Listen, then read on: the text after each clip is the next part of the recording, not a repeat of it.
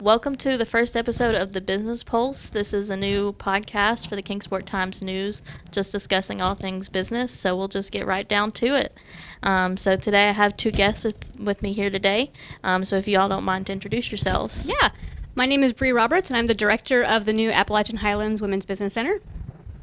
And I am Aundrea Salyer. I am the Chief Business Development Officer at the Kingsport Chamber, overseeing all things small business. Awesome. Well, yeah, just give me a little bit of background on, what the Women's Business Center is, kind of how that got started. Yeah, so the Women's Business Center is actually backed by the SBA. It's funded by the SBA, so the U.S. Small Business Association. And we actually got the role from Aundrea applying for it. So different locations around the country apply. They see a need for a women's business center in their area. So we were able to get one this year. We were actually one of 17. Mm-hmm. So, and we're actually probably the smallest area.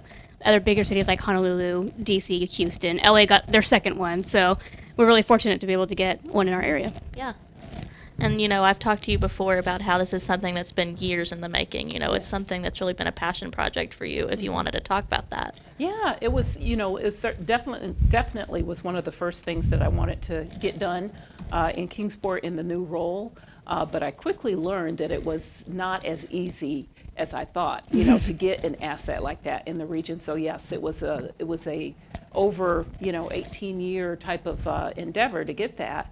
And I'm grateful for that because we learned a lot, mm-hmm. In that 18 years. We formed a lot of relationships in that 18 years. So that was really necessary for us to get it. But working with women, entrepreneurs has been something that I've done, seems like forever. Yeah. And half of the clients that we do actually see happen to be women. So I know there's a need. I'm a woman, so yeah, I'm happy that we have it. I'm happy that Bree's here. Yeah. Yeah, and you've been in the role a couple months now. Yes. kind of kick-started Yeah. everything. So tell me a little bit about what that's been like. We just had my 90-day review, so, I've got the job still. But yeah, I feel like it was, when I first interviewed, it was, Aundrea said, it's going to be a lot of groundwork because we are starting. It was a lot more groundwork than I thought, it was great. I feel like I learned a lot more skills. It challenged me, it helped me be a better professional.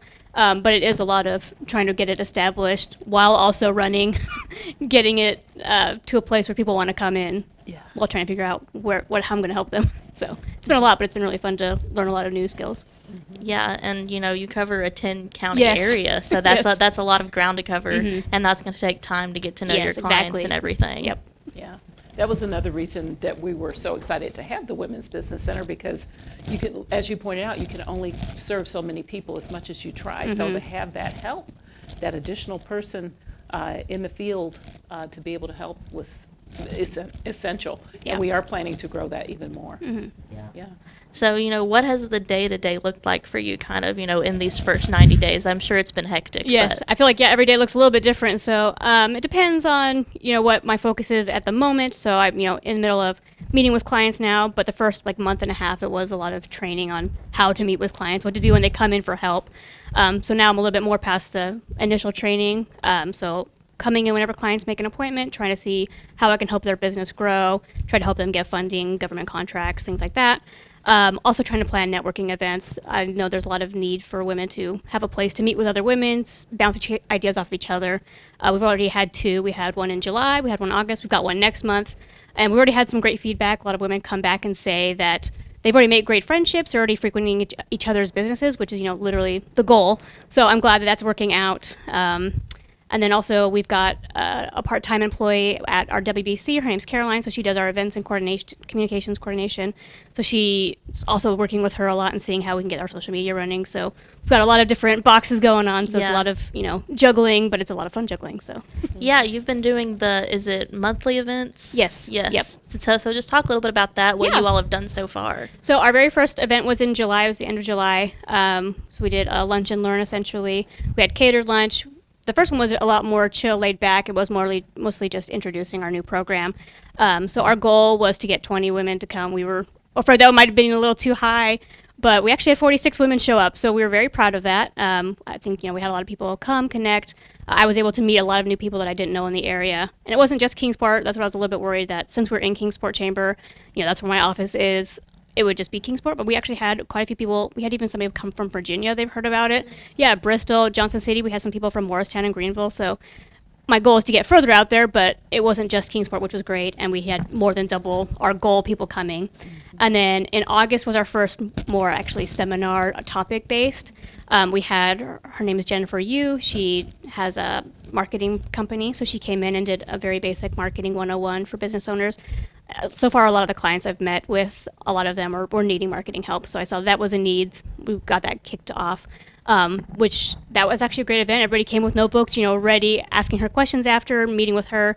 And then that's where I met with people afterwards. They made like a follow-up appointment with me. We talked about what they learned, how they can apply it. We've got, I've got follow-ups for them in 30 days to see how they're applying what they learned. And then next week, we're doing a understanding financial statements. So a lot of clients that we've met with, they maybe don't have, a business degree, accounting degree, which is totally fine. Yeah. But when they're using like something like QuickBooks, they don't understand what QuickBooks is spitting out to them at the end of the year with their, financial statements. They don't understand what the difference is between a balance sheet, income statement, cash flow statement. So this is, we're going to have, a certified QuickBooks Pro coming in. She's also a CPA, bookkeeping. So she has, decades of experience. She's going to come in and explain this is, what the difference is between your profit and loss and income statement is, or a cash flow statement is. So hopefully that can be of use, because I've heard a lot of women say, I don't know what this means. Why is this line out on two different sheets? Do I have two different sheets? So hopefully that'll help them understand actually their finances of the business, because that's their end goal. That's why they're in business, is to either create an extra or initial income, right? And I know that a huge part of this is just getting the word out about what services you offer and the areas you cover. So what has that process been like? How have you been able to get the word out? Mostly right now, social media. Everybody's using social media. Word of mouth is another big one. I feel like what I learned in business school is, word of mouth is golden. So Caroline and I are doing, we had a big market strategy when we first started, or after we got her hired. We've got, I think 6 different social media channels. We're trying to post multiple times a week, ideally every day, but, we've got other jobs to do. So we're, posting as much as we can. We've got a newsletter going out. At the events, we try to invite people to bring somebody next time, or at least share their newsletter. We're trying to connect with other chambers in the area, because like you said, I've covered 10 counties and think at least 8 chambers in that area. So trying to connect with the other chambers to see how we could partner and how I can help them in their area, because they know their needs. Like, I don't know Morristown's needs very well, but Morristown's chambers does. So I would love to, get over there, all the other chambers, see what I can do and help over there. So that could also, help spread more word of mouth. Right. And the other big thing, of course, is being located at the chamber. Yeah. That has really been critical to getting the word out. We have that channel, and like you said, the connection with the chambers. But the chamber has over 1,700 connections. So to be able to use that, and that was one of the strengths of our proposal to SBA, was to have that Women's Business Center located at the chamber, next to the Small Business Development Center. So we're able to refer clients to one another. In fact, I met with someone today who was starting a business. She was getting it started, and she still has to do those initial things, setting up the business, getting the LLC, and doing all that. And we did talk about contracting as a possibility for her in the future. So she's not ready for that today, but guess what? She's going to become also a client of the Women's Business Center and learn how getting her business certified as woman-owned, what would that do for her, and just how to pursue contract opportunities. So I love the fact that, I don't have to do it all. There's different stages that businesses are in, and so they need different things at different times. Awesome. Well, yeah, there's such a startup culture in this region. There's a lot of entrepreneurship in this area. You all are a great resource for that. Yeah. And I'm sure that's a lot of the clients that you're seeing as well. Yeah. And the time that it takes for someone to actually start a business, I mean, honestly, I have been doing this for a very long time, 18 years. But I could have talked to someone 10 years ago about a business, and they're just now getting it going. I mean, the gestation period can be lengthy. And so that, I think, is the most enjoyable part of the position of the role, is seeing something go from concept to actually in business, right? And it may take a while. So we're here for them when they're ready, as they get to it. And there's a lot of one-on-one, you're meeting with these clients, Yep. with these people are starting this up. How has that been, kind of you're seeing the impact firsthand that this is having on the people and their businesses? Yeah, so one of the things that you, like you said, is one-on-ones. A lot of them I've been meeting with have already established a business. I've had a few that were looking to start a business, and that's when we would refer back to each other, so kind of ping-pong each other. So, but the ones I've seen that have already started, often, so far, a lot of them are coming in for marketing help. So it's been nice to be able to see what they're doing, kind of, go through social medias with them, see what their marketing plan is, try to make a marketing plan if they don't have one. I feel like a lot of people don't understand that, it's not just posting on Facebook every day. There's more to it. So trying to teach them things like that. And then I feel like before, I just went to a conference, but I met with a few clients before the conference, and two of them were very similar issues with marketing. And I gave them, homework. I'll see you in 30 days, but here's what you're going to be doing. And it was so cool to, go on the Women's Business Center Instagram and see them actually posting stuff. So I was like, wow, look, you guys are doing it. Yeah. Yes. Yeah, because I can only help you so much in a meeting, but if you're not going to do the homework after to help your business, it's kind of, Sure. yeah. And another thing, with what Brea just said, you walk into the center, the Women's Business Center, and you think all that you need is marketing. Yep. And guess what? There's a whole lot of other things that maybe not getting done in the business, and so it's our job to make them aware. Yeah. That there are other parts of the business that have to be tended to as well. So, yeah. Yeah, there's so many parts that go into running a business. It's not just the getting the place open. Yeah. You've got to do the marketing side, the finance side. It's a lot. There's so many things you have to learn and be able to deal with when Yes. you're going through those motions. For sure. Yep. But I guess I would be interested to know the Cosby connection and kind of know how the chamber has partnered with the Women's Business Center as this startup has happened. With Cosby, I remember when I started with the program, we were just Kingsport. Certainly, just the Kingsport Office of Small Business Development and Entrepreneurship. But as Brea pointed out, people were coming from all over the place.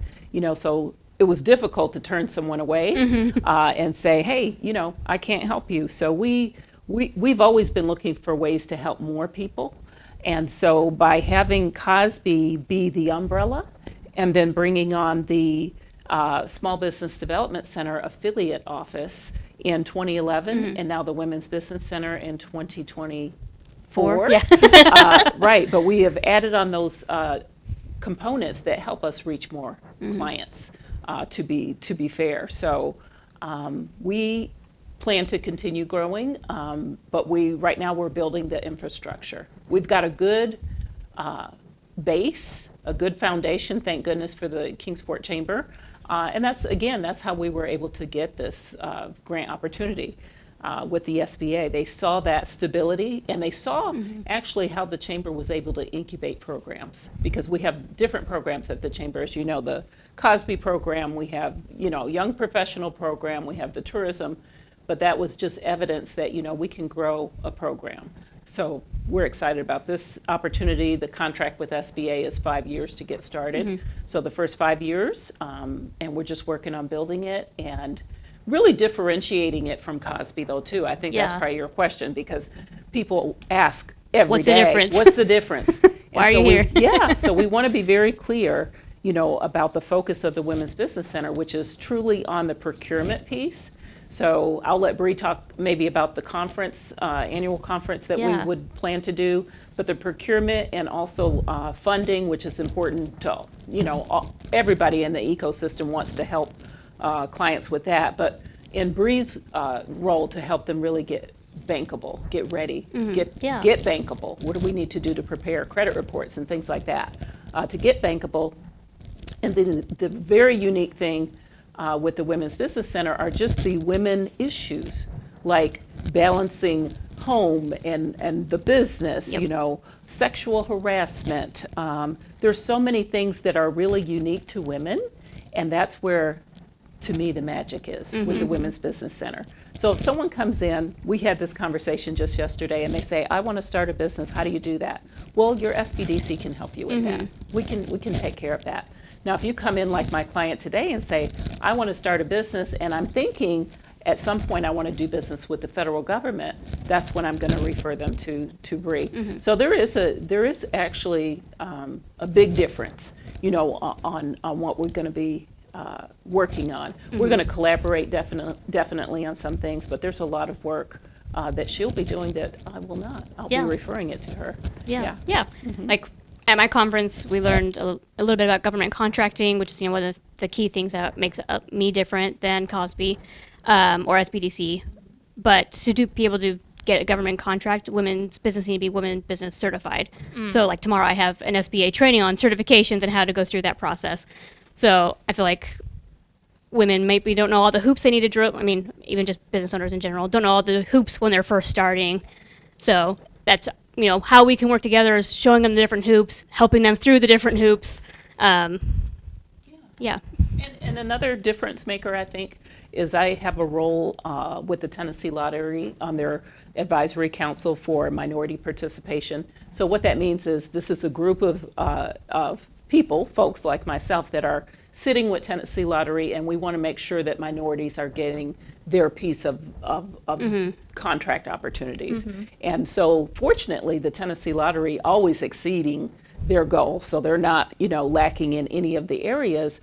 But that's what we want to happen with the Women's Business Center, is we want to see some businesses from here, from this region, get business with Tennessee Lottery, because that's what's not happening. So I'm sitting there at that table, and most of the business that's getting done with Tennessee Lottery is getting done with business owners in Memphis, in Nashville. And so I love that Tennessee Lottery said, we want representation from the entire state. So they're saying, hey, East Tennessee, get over here. So we want to prepare and cultivate, businesses, woman-owned companies that can do business with the Tennessee Lottery. Yeah. So just get that directory of woman-owned businesses. That's Yes, that's what we're obviously working on on, our dream list. Yes. But the goal is not just to, talk about certifications, but to get business. Like, we want to see you get business. We want to see you get funded. So those are the metrics that are really important for us. Yeah. The next question I kind of had, it doesn't steer as much to the Women's Business Center, but what would you have to say about, the economic development that you're seeing through working with these clients and that sort of thing? I mean, I don't have statistics, like real data at the moment, but like I think I've seen already, I've been in business, or I've been in the job for 3 months, 90 days, and I've already met with at least 20 clients that are already started their business, trying to see how they can grow. I think there's just so much data. I think you put out data with Cosby and stuff. Like, the more women are in business or are in charge of the business, the more money goes back into the economy. Women just tend to give back more, use more of their paycheck. So that's, part of our goal is to get women to do that, because the more that women succeed in business, the more the local economy grows. And that's just only going to keep helping it by, word of mouth. Hey, WBC, Cosby, SBDC helped me grow my business. They can help you grow too. So that's the big goal, right, is to keep us all thriving, and that's the way we're going to do it. And as far as, exit rates, right? Exit rates for businesses, startup rates for businesses, when you look at it on a national scale, it's about 50-50. Yeah. Like, it stays really close to that level. And it has been. If you look at the past 10 years, there's really only 3 years where the number of starts outpaced the number of exits. And so with the pandemic, certainly, we had more exits at that time, and the year after the pandemic, we had a lot of exits. Huge, yeah. Right. But right now, in 2024, it's normal. You get one, you lose one, pretty much. So the activity level remains super busy. When I started the job, I told Brea, I said, I was waiting for it to have a rest. Yeah. When do I get to rest, right? And there's no rest period. Yeah. Because actually, when people are on their Christmas break, they're going to come see about starting a business for next year. So it's exciting, that so many people are thinking entrepreneurially. And actually, to be honest, I think that number has increased. People know. And with the economy, they have to have more than one income stream. Yeah. So they've got a job, and they've got What a are they side doing? hustle, right? And they've got some e-commerce thing going on. So, I mean, let's be honest, it's 2 or 3 different income streams that you really need to kind of get comfortable now. Yeah. So it's very busy. People are excited about different businesses that, Yeah. that they can get started with a small entry fee. Yes. Right? So those digital businesses, wow, they're taking off. Yeah. And I mean, I hear a lot of local business owners will talk about, the first year is always the hardest. Yes. And, I heard one person talking about how the summer is hard, especially locally, because, a lot of people travel Yep. for vacation and things like that. So I'm sure those are some of the conversations you're hearing Yeah. as well. Yeah. That, and I feel like there's a statistic that businesses fall the first 2 years. So if you make it past the first hard year, you still have another hard year. And if you make it past the second year, then you're, I think, a substantially better set for the rest of your life. I mean, you're not Yeah. you're not for sure set, but Yeah. so many fall within the first 2 years. So that's our It- goal, is to get them over yeah. that big threshold. Yeah, and you just got to plan for that seasonality. Like, no kidding, in Kingsport, Oh, yeah. football is going to mess you up. Yes. Like, you got to have a plan. So just like Bree pointed out, those family vacations, you got to be ready to have something in place. And what I don't see happening enough that I'd love to see is more businesses getting on the Bristol races. Yeah. I know when I first got to town, I keep bringing up this kind of thing, but I saw the Bristol baby and I was like, what is going on? Yeah. But I don't see it as much now. And Yeah. we should get back to that, way of marketing the business. Just getting on board on Fun Fest. Like, you should have a Fun Fest promo. You Yeah. should have a Bristol race promo. You should have, the football stuff going on. Yeah, you gotta have a plan. Yeah. For your marketing, and we don't want business owners to just like wait, because it is hard when you walk into a business and it's quiet, you're- and everybody's at the game. Yes, exactly. And it's like they should know that too. Yeah. So what are you going to do to recapture that business? Yep. But the best season is coming up, right? Yeah. Yes. Christmas Yeah, holidays. what are they going to do for that? So that's where we need our businesses to really think ahead and have a plan. Yeah. Yeah, and I think you mentioned Fun Fest. I know, especially in Kingsport, that brings a lot of people Yes. in and that sort of thing. So just making sure that business owners are aware of kind of what the seasonal calendar is for the communities they service, I think, is also really important. Yeah, like Right. that's the summer. It was like a week or two before Fun Fest. I had somebody come in talking about getting a food truck started. They were interested in that business. I was like, well, have you heard of Fun Fest? Like, maybe go scope that out and Yeah. see, because if you're trying to get that done before next year, you could be one of those vendors. And they're like, oh, I hadn't even heard of it. I'm like, you got to know about Fun Fest if you want to be a Sure. food truck vendor. Yes. Well, and that's what I think is so special about this region is there's so many little festivals Yes. and things like that people can get plugged in with Yeah. and be a part of. Yes. Right. And then business owners have to make their own block party. Yeah. You know what I'm saying? And really work with each other. I'm seeing that happen a lot Yes. more, and I'm happy to see that the business owners are getting together. And then when they do that, guess what we do? We get out of their way. Yeah. Or how can we support what they're doing? We're not trying to, take that over Yeah. or We want them to redo succeed. what they're doing. Exactly. We want them to succeed. And really the best way is to work with the other business owners that have that veteran status, Yeah. like they've been through some things, like work with them, Yeah. collaborate on projects, market each other. Those are the businesses that tend to make it, if you notice, the ones that are not just in it for Yeah. them, right? Absolutely. Well, we talked about how, you're in the first few months.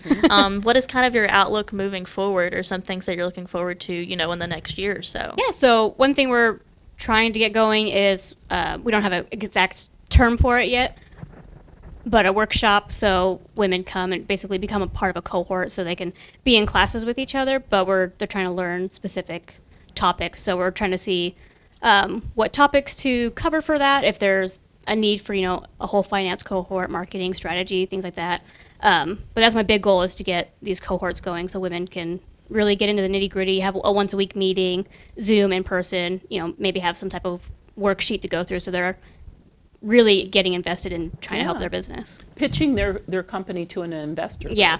So those are just some of the things that that cohort would be doing. Yeah, learn how to together. negotiate. Yeah, I feel like women aren't necessarily taught that. You're taught to be quiet, Right, don't take up right. space, Or just telling their story. say thank you for what you're given, but be outspoken. You can go ask for something. You can pitch your business to somebody. So, trying to make something like that where it's very valuable educational piece that they can go and grow their business.